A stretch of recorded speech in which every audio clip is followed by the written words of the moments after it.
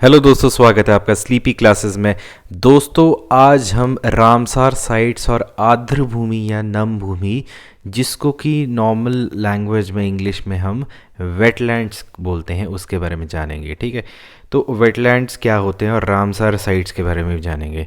अब देखिए, Ramsar conventions और वेटलैंड ने जो है खिजादिया बर्ड सेंचुरी जो कि जामनगर गुजरात में है और बखीरा वाइल्ड लाइफ सेंचुरी जो उत्तर प्रदेश में है, उसको वेटलैंड ऑफ इंटरनेशनल इम्पोर्टेंस जो है घोषित कर दिया गया है।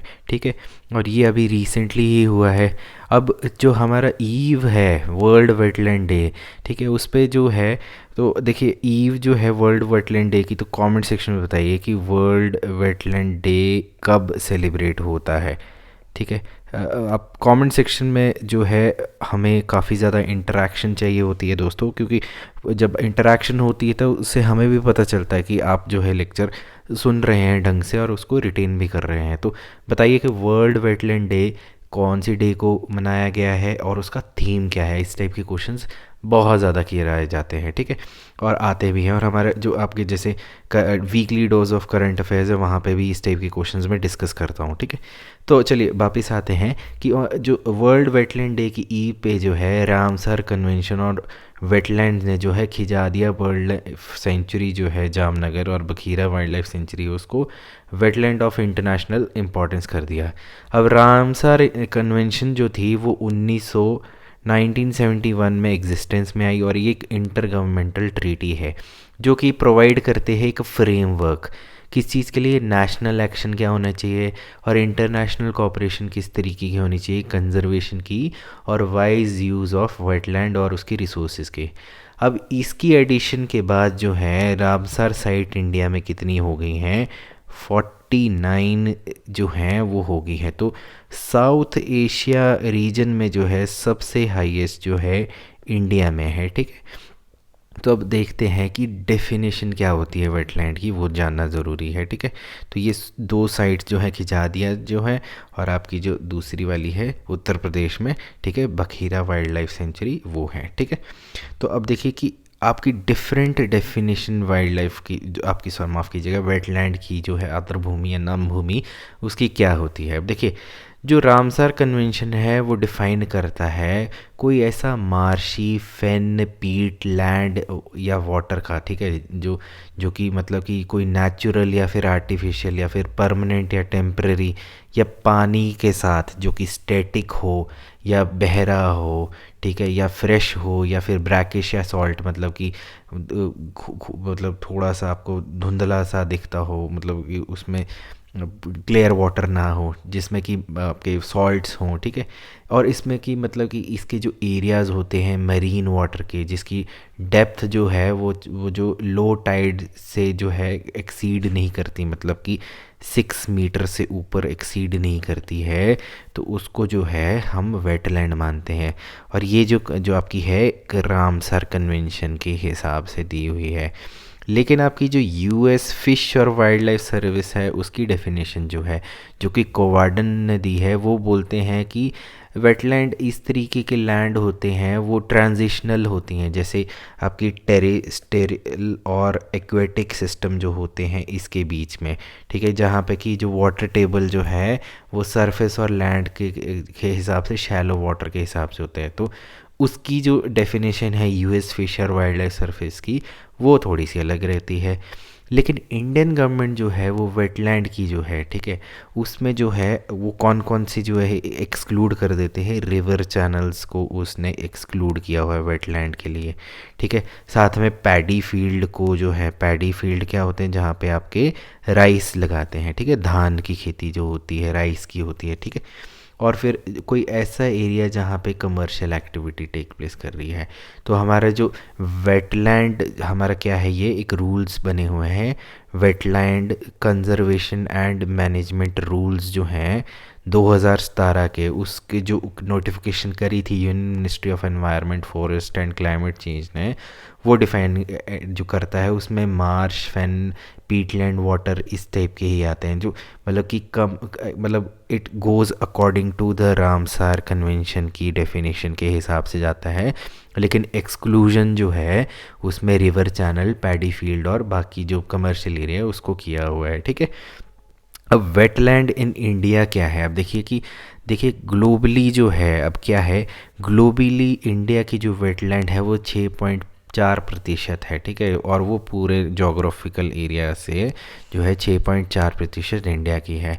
अब इंडिया में जो है according to national wetland inventory and assessment, जो कि इंडियन स्पेस रिसर्च ऑर्गेनाइजेशन ने करी है, तो वो कहती है कि आपका 1,52,600 स्क्वायर फीट एरिया जो है, जो कि 4.63% है टोटल जोग्राफिकल एरिया का, ठीक है। अब इसमें से इनलैंड नेचुरल वेटलैंड्स हैं जो कि 43% है, कोस्टल नेचुरल वेटलैंड जो है वो 24.3% है, ठीक है। और आपका जो रिवर स्ट्रीम है जो इतना एरिया है उसमें से आपके जो है इतना एरिया जो है टैंक्स पॉन्ड और लेक पॉन्ड में है, ठीक है। ये आपका जो डाटा है इसरो का बनाया हुआ है, ठीक है। और साथ में क्या है, इंडिया में 19 प्रकार के वेटलैंड्स हैं।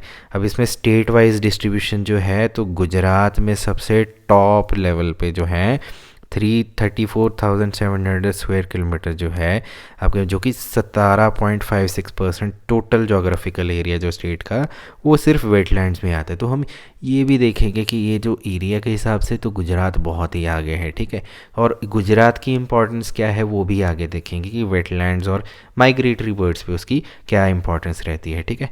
तो अब आते हैं कि रामसर साइट्स जो हैं इंडिया में वो क्या है, ठीक है। तो ये आपका जो इन्फॉर्मेशन है, ठीक है, ये सारी दी हुई है।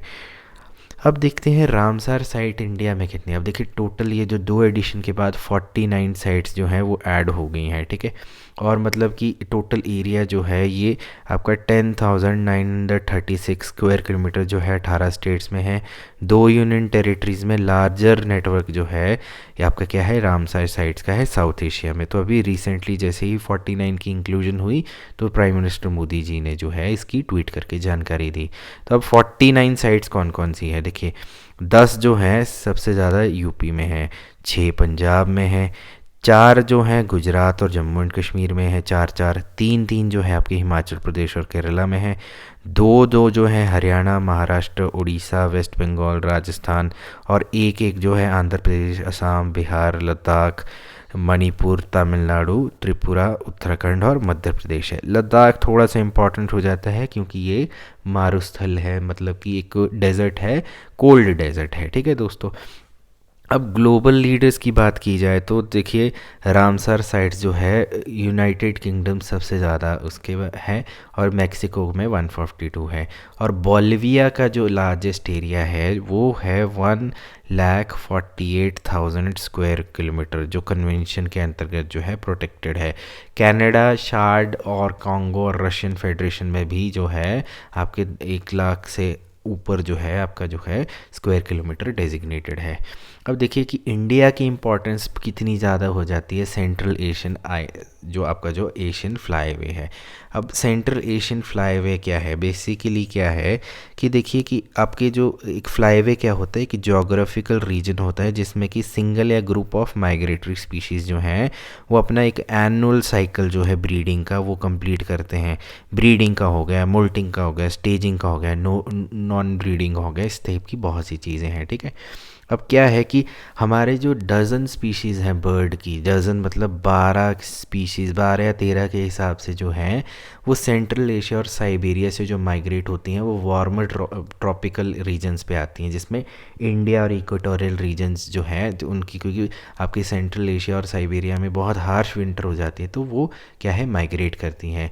तो अब जो आपकी जो convention on conservation of migratory species of wild life animals है, ठीक है, और जो CFF है उसमें जो है 30 कंट्रीज़ जो हैं, 30 कंट्रीज़ जो हैं वो कवर करती हैं at least 279 population of 182 migratory bird water birds, ठीक है। और उसमें 29 तो इस तरीके की हैं कि वो ग्लोबली थ्रेटेंड है और नियर थ्रेटेंड स्पीशीज़ हैं जो कि ब्रीड करती हैं, माइग्रेट करती हैं विद इन सर्टन रीजन, ठीक है दोस्तों। तो अब देखो दोस्तों कि जो रामसर लिस्टिंग की जो सिग्निफिकेंस है वो क्यों है, ठीक है, तो वो भी जानना ज़रूरी है। अब देखिए कि अब ये एक काइंड ऑफ क्या है कि आईएसओ की सर्टिफिकेशन टाइप्स हो जाती है, ठीक है। रामसर की जैसे है कि अगर आपको सर्टिफिकेशन मिल जाएगी किसी पर्टिकुलर किसी कन्वेंशन के अंतर्गत, तो उससे क्या होता है कि आपके जो पूरा जो स्टेट है, स्टेट एज एन जो आपके कोई भी कंट्री है, वो उसको प्रोटेक्टेड एरिया में अपने हिसाब से करता है। जैसे हमारा जो है वाइल्ड लाइफ प्रोटेक्शन एक्ट 1972 के हिसाब से जो है एक सिस्टमेटिक प्रोटेक्शन और कंजर्वेशन की रेजीम्स बनती हैं, ठीक है। तो रामसर टैग जो है वो अथॉरिटी को जो है उसकी प्रोटेक्शन के लिए और ज़्यादा जो है फोर्स करता है, और वो डिफेंसेस भी देता है इंक्रोचमेंट के वेटलैंड्स पे, ठीक है। अब गुजरात की इम्पॉर्टेंस क्यों है दोस्तों, वाई गुजरात इज़ इम्पॉर्टेंट। देखिए दोस्तों, अब जैसे आपकी बार हेडेड गूज होगी या बाकी जितनी भी वूपर स्वान होगी, आपकी रूपल्स वर्चर होगी, ठीक है, ये जो हैं ये तो हिमालयाज़ में से एंटर कर जाती हैं, क्योंकि ये जो हाइट है इनकी उड़ने की बहुत ज़्यादा रहती है। लेकिन हर वाटर बर्ड या शोर बर्ड इतनी स्ट्रॉन्ग इनफ नहीं होती कि इस इतने पर्टिकुलर हाई एल्टीट्यूड पे उड़ पाए। कुछ ऐसी स्पीशीज़ और बर्ड्स होती हैं जो कि अवॉइड करती हैं हिमालय को, और वो रूट चूज़ करती हैं या तो अफ़गानिस्तान से, ठीक है, अफ़गानिस्तान से या फिर पाकिस्तान से आते हुए। तो अफ़गानिस्तान और पाकिस्तान से इंडियन सब कॉन्टिनेंट में मोस्टली जो है आपकी कहाँ से गुजरात और आपकी राजस्थान से जो है वो घुसते हैं, ठीक है। तो गुजरात जो है वो फर्स्ट लैंडिंग पॉइंट होता है बहुत ज़्यादा इंटरनेशनल माइग्रेटरी स्पीशीज़ की, जिसमें डक्स होती हैं, वेडर्स होती हैं, प्लोवर्स होते हैं, टर्न्स होते हैं, गल्स होती हैं, शोर बर्ड्स भी होते हैं, ठीक है, बर्ड्स ऑफ प्रे भी होते हैं।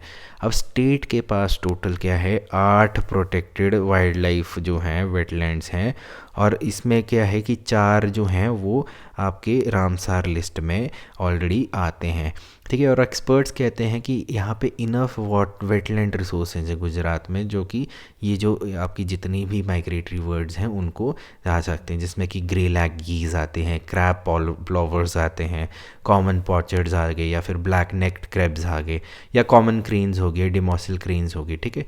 तो Gujarat is just not for migratory water birds, ठीक है, उसमें बहुत सारी जो आपकी जो बर्डर्स होती हैं, ठीक है, बहुत सारी चीज़ें हैं। अच्छा, साथ में इसके साथ साथ क्या है, इको टूरिस्ट और एवी टूरिस्ट के लिए भी बहुत ज़्यादा एक टूरिज़्म का भी एस्पेक्ट है, ठीक है। तो मतलब वेटलैंड को जो है बेसिकली क्या है, ह्यूमन सोसाइटी का जो है बहुत ज़्यादा सपोर्ट चाहिए होता है, ठीक है, क्योंकि प्रोटेक्शन जो है तभी हो पाती है जहाँ पे कि आपका स्टेट का भी इंटरेस्ट दिखे, ठीक है। तो ये चीज़ है कि जितनी भी आपकी जैसे नाल सरोवर बर्ड सेंचुरी हो गया, थोल वाइल्ड लाइफ सेंचुरी हो गया, ठीक है, जो कि आपकी गुजरात में ही है। तो यहाँ पे जैसे आपकी जो जहाँ यहाँ के जो चीफ़ कंजर्वेटर ऑफ फॉरेस्ट हैं, ठीक है, उन्होंने भी स्टेटमेंट दी थी कि मतलब कि यहाँ पे जो है आपके को जो इनकी आपकी जो ये नाल सरोवर और थोल वाइल्ड लाइफ है, यहाँ पे अराउंड 60,000 जो हैं टूरिस्ट ही आते हैं, ठीक है। और मतलब कि इनकी जो रेवेन्यू है वो सालाना 3 लाख का रेवेन्यू भी होता है, ठीक है। तो मतलब कि इनको अगर अच्छे से प्रोटेक्ट किया जाए, ठीक है, तो यहाँ पे जो है बोटमैन भी अर्न कर सकते हैं, ठीक है, और वो एक सीज़न में 80-90 हज़ार भी कमा लेते हैं। तो इट्स जस्ट दैट कि वेटलैंड्स जो हैं वो एनवायरनमेंट के साथ साथ जो है अब जो है इको टूरिज़्म का भी एक बहुत ज़्यादा पार्ट बन सकते हैं। और देखिए जैसे कि आपका लद्दाख में सोकार है, ठीक है, अगर गलत हूँ तो प्लीज़ मुझे कमेंट सेक्शन में करेक्ट कर दीजिए। अब इस टाइप की जो आपकी वेटलैंड्स हैं या जो भी आपके रामसार साइट्स हैं, 49 इज़ अ ह्यूज नंबर, और इसको एक राष्ट्रीय धरोहर की तरह देखना चाहिए, ठीक है दोस्तों। तो ये था आज का जो है लेक्चर। आई होप आपको ये लेक्चर समझ आ गया हो। आपसे फिर से मुलाकात होगी, तब तक के लिए टेक केयर, नमस्कार, बाय बाय।